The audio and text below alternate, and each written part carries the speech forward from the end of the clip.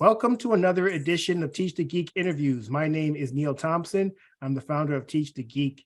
I work with technical professionals so they can present more effectively, especially in front of non-technical audiences. And you can learn more about it at teachthegeek.com. Again, that's teachthegeek.com. Today, my guest is Mike Ciannilli, and he is program manager at NASA, probably one of many. I first learned of Mike at the 2022 Influence Conference, which is hosted by the National Speakers Association.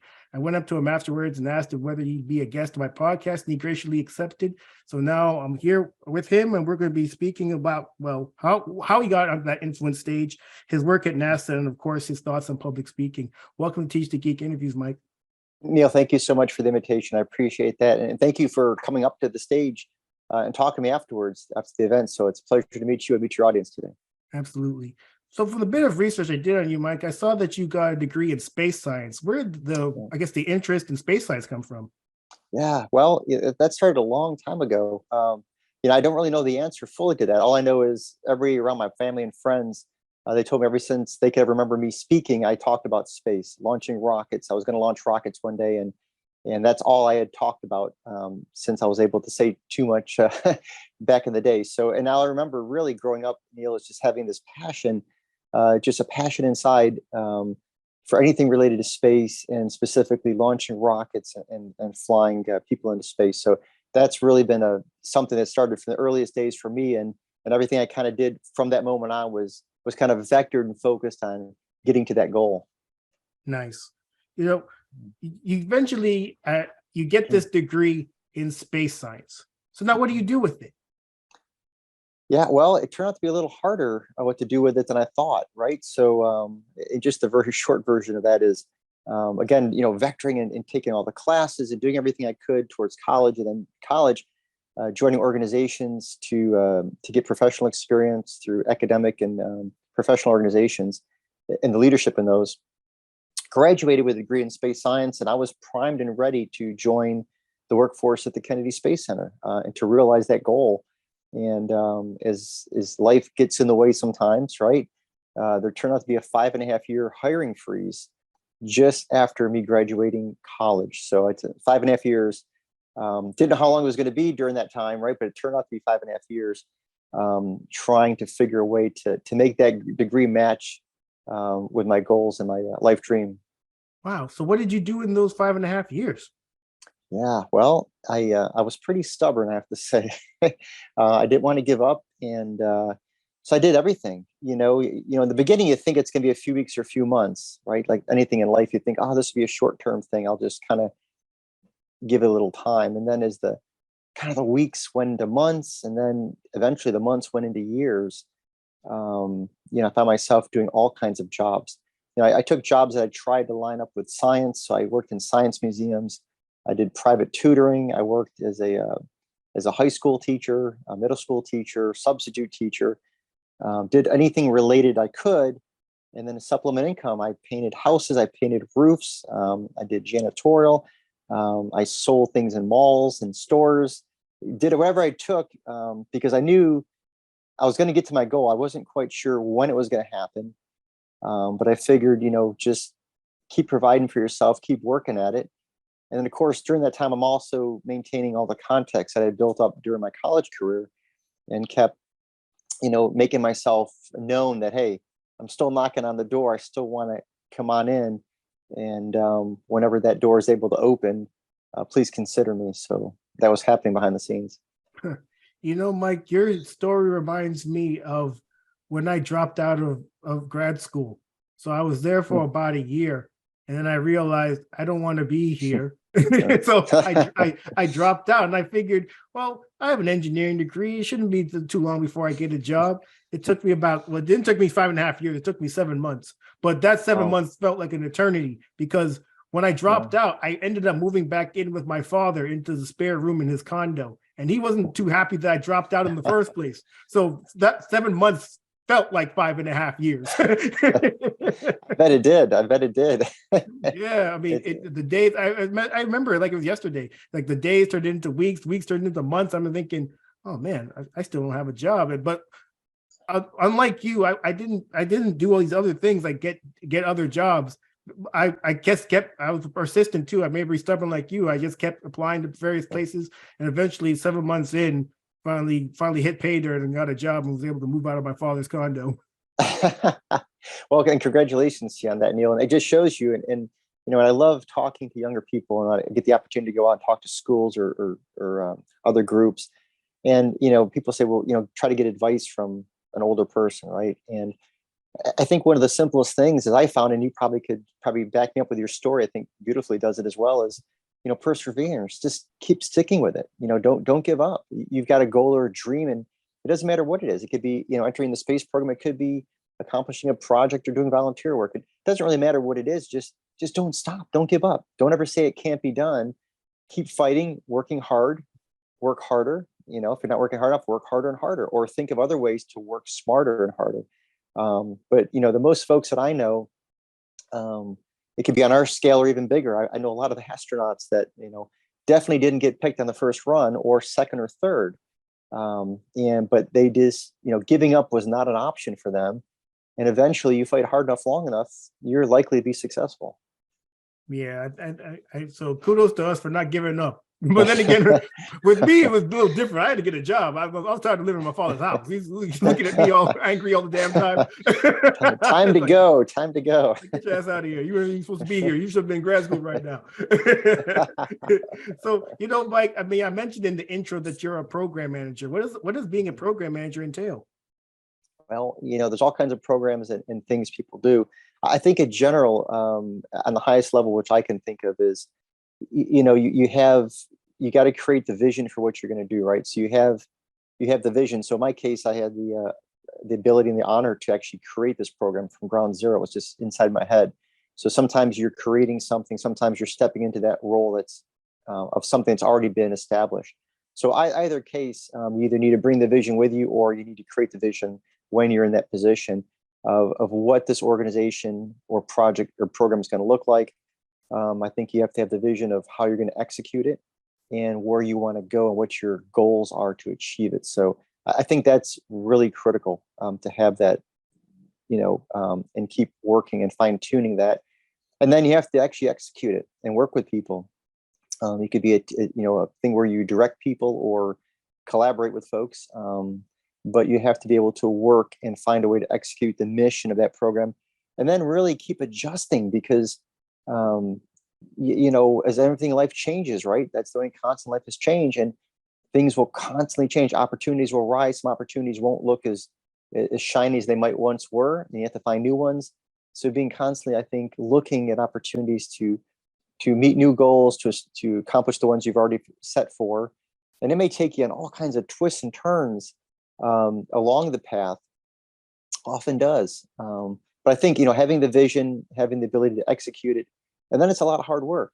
Being very humble as you go through the process, and you might make some missteps and find some dead ends that you encounter or caused or created, right? But it's, again, having that perseverance, like we just mentioned, of recognizing, seeing those and say, okay, well, this path might not work, but I'm going to back up. I'm going to turn this direction, and we're going to find one that's even better than that. So it's a lot of moving and strategy thinking as well. So it sounds like, at least based on what you said, that what you're doing now is something that you kind of created. Is that something that I guess you always had the idea to do, or is it just you saw an opportunity and thought this is something that we should do? Yeah, it actually kind of organically developed. So, again, a short version of it before, but, prior, most of my career, I was a launch guy, right? So I was, had the honor to be on the launch team for the space shuttle, had to be in part of the leadership part of that. So very lucky. And I was one of those guys that launched rockets, right?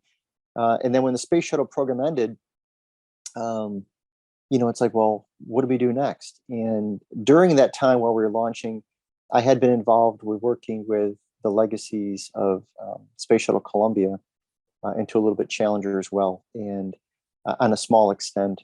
And through those experiences, and then through leading a project called Forever Remembered, which was the nation's memorial to the fallen crews of Space Shuttle Challenger and Columbia, it kind of came to me, they were not really effectively sharing these lessons and these stories from these accidents.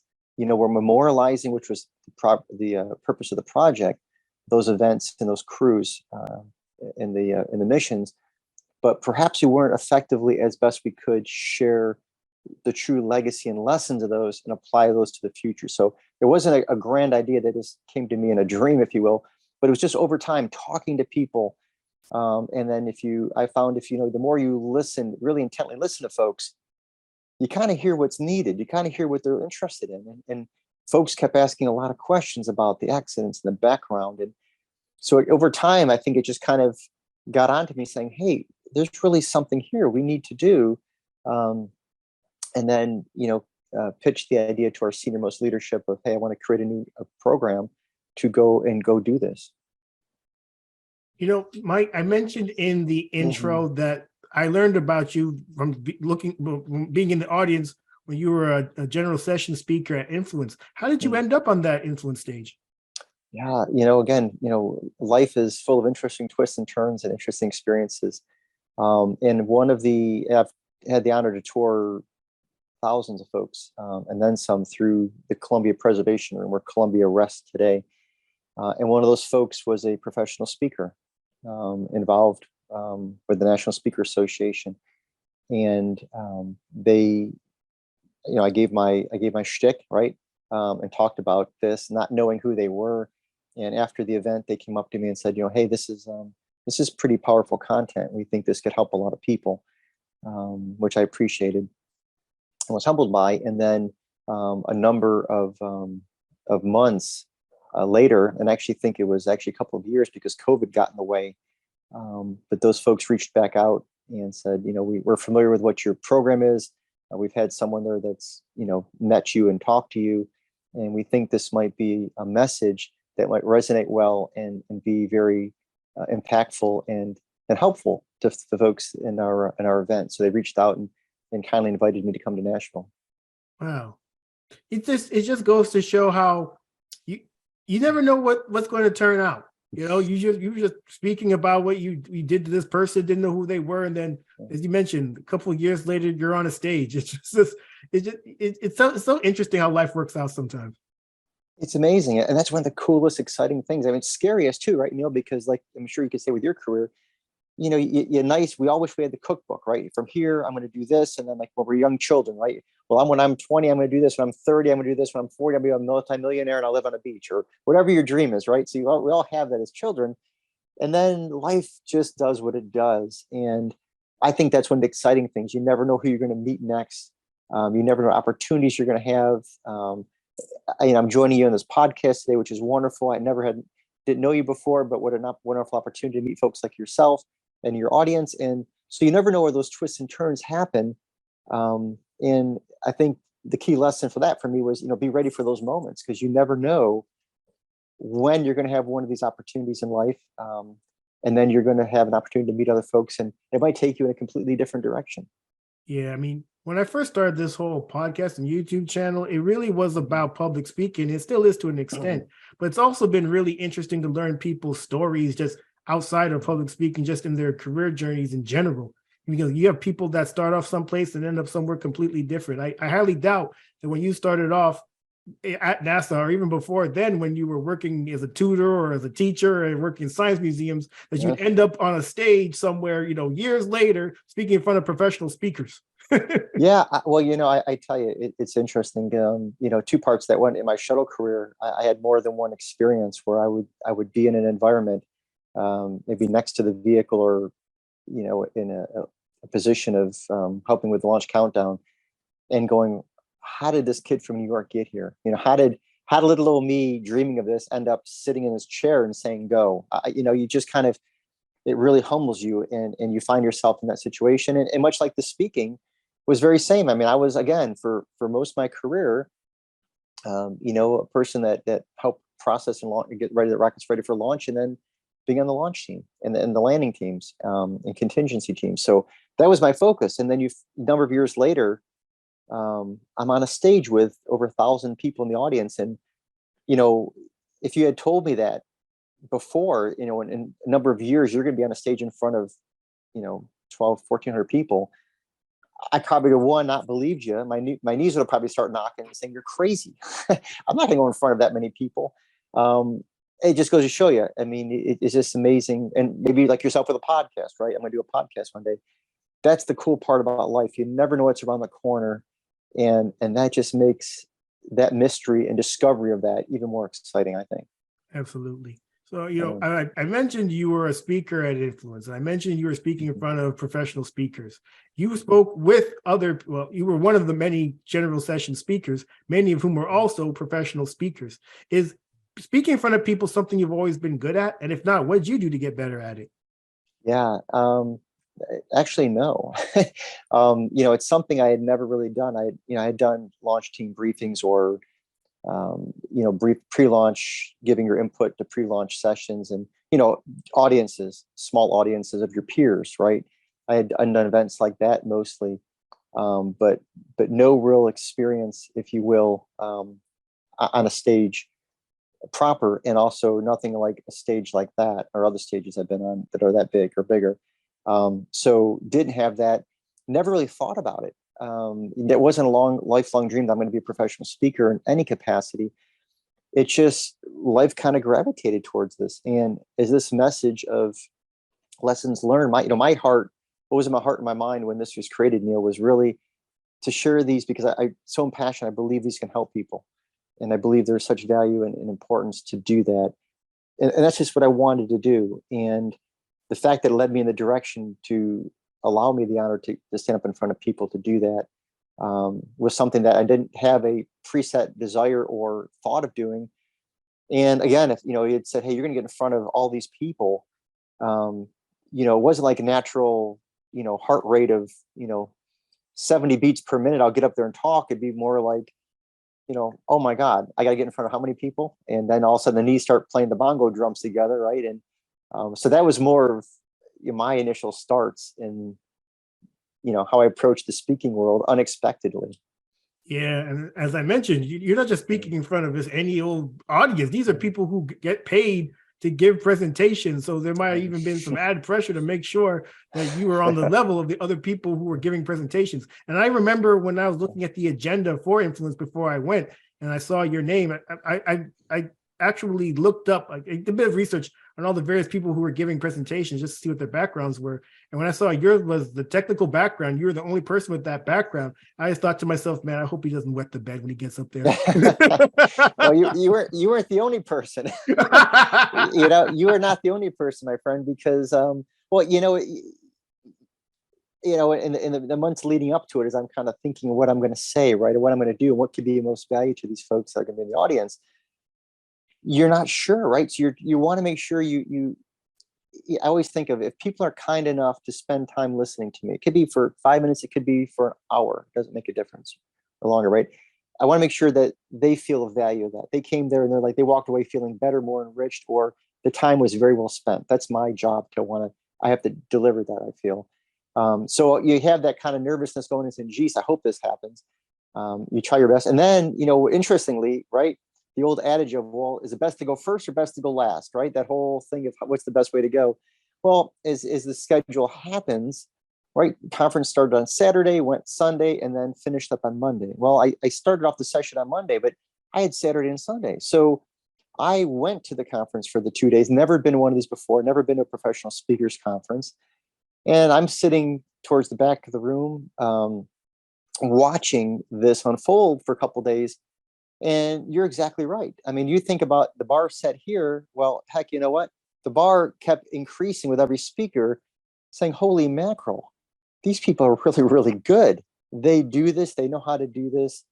They're just fantastic. And so, yeah, when that Monday morning rolled around, there was butterflies. I wouldn't say anything but that. There were butterflies and anxiety of the moment. I think that's two things. One,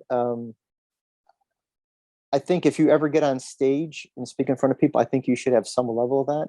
I think perhaps the day that you have no feeling of any little bit of nervousness or any little bit of electricity feeling running through you, I don't know if that's a good sign or not. I think you always should have some level of that, because I think you have to realize what you're about to go do. You're about to get in front of a lot of people, or of any size group, and you're about to share things, and you're about to hopefully influence and impact people in a positive way. So I think that's a level of respect for what you're about to go do. So I don't think that ever goes away. It shouldn't. I don't think it fully ever go away. It should be managed, right? So you can actually do that. But yeah, it's those 2 days. You're exactly right, Neil. The more I watched, the more I was impressed, and the more I was humbled, and the more I was like, the bar keeps getting higher. It's gonna be harder to jump over that high bar. Yeah, and then when you were done, it really reminded me that this is a guy who works at NASA. This isn't even his full-time thing. All these other people who were speaking, this is what they do for a living. They get paid thousands of dollars to give presentations, and this guy from NASA held his own with these guys. I was like, wow, that's really impressive. So again, kudos to you for doing that. Well, thank you. I appreciate the kind words. Once when it's over, it's like, wow, it happened, right? You got completed. You didn't fall off the stage, which was my number one goal, right? So that was good. and I was so happy for that. And then one of the, and you probably get this as well too, when you speak or you talk with folks on your shows, when you talk to the folks afterwards, that I really enjoy that part. And folks like yourself, Neil, take the time and the graciousness to come up afterwards and spend some of their time, maybe not head for the lunch line or head for another, but they take the time out to come over to you and express some thoughts. And maybe it's some points of wisdom of how you could do better. Sometimes it's how much they liked it, or whatever it is that make a difference, or to share a story or shake your hand makes no difference. The fact that they did that, and like I said, folks like you, because you were certainly one of them, that was wonderful, because then it felt enriching. I gave something, and hopefully it was of value to someone, and hopefully it helped them in some capacity. What greater things in life can you do than try to give something to other people on some level? And you do that with your podcast, with information. Other folks do it other mediums. So that to me was, as exciting as the speech was, I think it was equally exciting, in some ways even more, to meet the folks afterwards. And heck, I went to 4:00 that afternoon. I spoke at 9:00 in the morning, I think it was. And I went to, it was just about 4:00 before I left the hotel, nonstop speaking to folks at the conference. And that was unexpected. And that was very appreciative on my part. Yeah, I will say this, Mike. Before I spoke to you, I had snacks, so I didn't come up to you with a Good. stomach. That's very smart. Planning ahead. As a NASA guy, I appreciate that. You're planning ahead, Neil. I love that. So you have to offer one tip to anyone listening or watching this conversation on what they could do to become more effective giving presentations. What would it be? Yeah. Don't stop doing it. That's one of the biggest things, because that advice was given to me by someone else I respect a lot, that I think is a very powerful, effective, and dynamic speaker. You got to keep getting in that saddle and doing it. That's probably the biggest advice, that perseverance thing, because if it's something you want to go do or explore, if it's something you might be interested in, likely it's not going to be the, Emancipation Proclamation on your first take, right? It's not going to be this beautiful, flowery, perfect speech.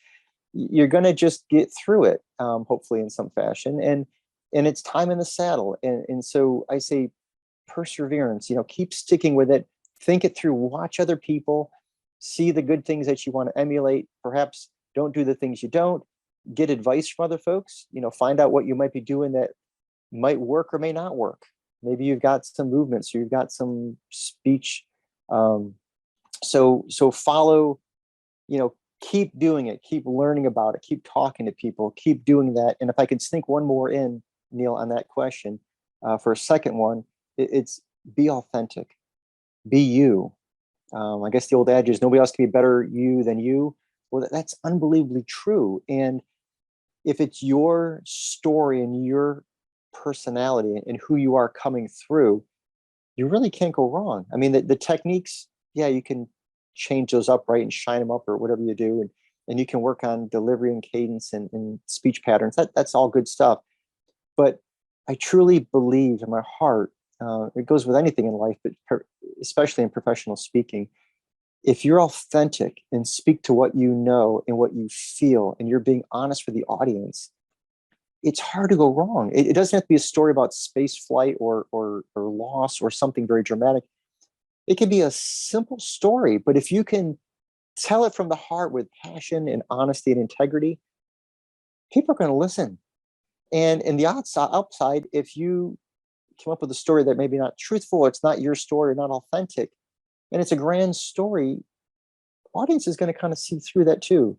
So again, I would say, I would humbly suggest, vector to what you know, to vector what excites you. People can pick up your excitement when you're talking. If I gave a talk about putting a roof on or something, right, a house, well, I could probably get through the basics of it, but I wouldn't be able to talk with the passion of a roofer that loves what they do. So again, I would humbly suggest, work with what you know, work with authenticity, work with that passion that comes with you, and then just don't give up, because you know what, you're probably going to have those butterflies. You're probably going to have those moments of, I don't know what I'm doing, or I'm not comfortable. Those are normal. And just do it again and do it again. And eventually you're going to start hitting a pace and a feeling where you're going to want to jump up on top of that stage.